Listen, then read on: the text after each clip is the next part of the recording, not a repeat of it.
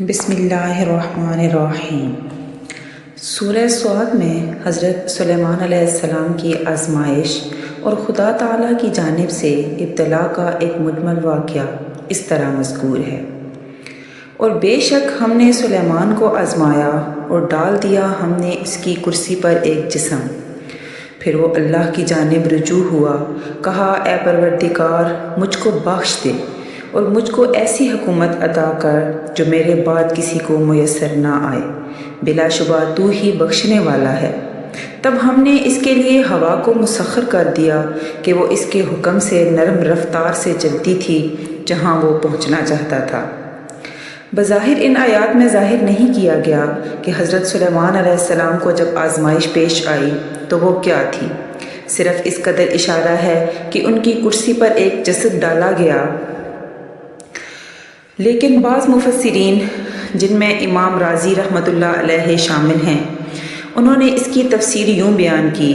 کہ حضرت سلیمان علیہ السلام ایک مرتبہ سخت علیل ہو گئے اور ان کی حالت اس درجہ نازک ہو گئی کہ جب تخت پر لا کر بٹھائے گئے تو یہ معلوم ہوتا تھا کہ جسم بے روح ہے۔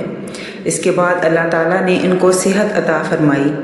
جب وہ تندرست ہو گئے تو خدا تعالیٰ کا شکر بجا لاتے ہوئے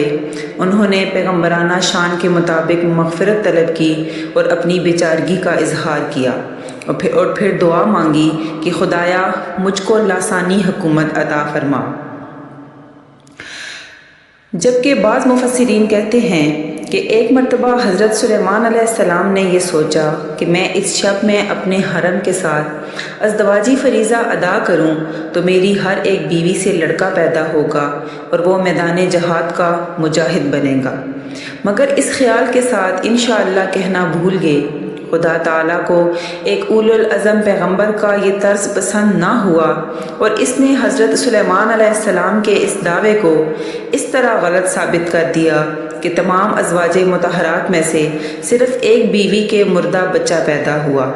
جس کو کسی خادم نے ان کے سامنے اس وقت پیش کیا جبکہ وہ تخت پر متمکن تھے۔ حضرت سلیمان علیہ السلام کو تنبہ ہوا کہ یہ نتیجہ ہے اس بات کا کہ خدا کے سپرد کیے اور انشاءاللہ کہے بغیر میں نے اپنی بات کو زوردار بنایا۔ چنانچہ فوراً ہی انہوں نے اللہ تعالیٰ کی جانب رجوع کیا، مغفرت طلب کی اور وہ دعا مانگی جس کا ذکر قرآن عزیز میں موجود ہے۔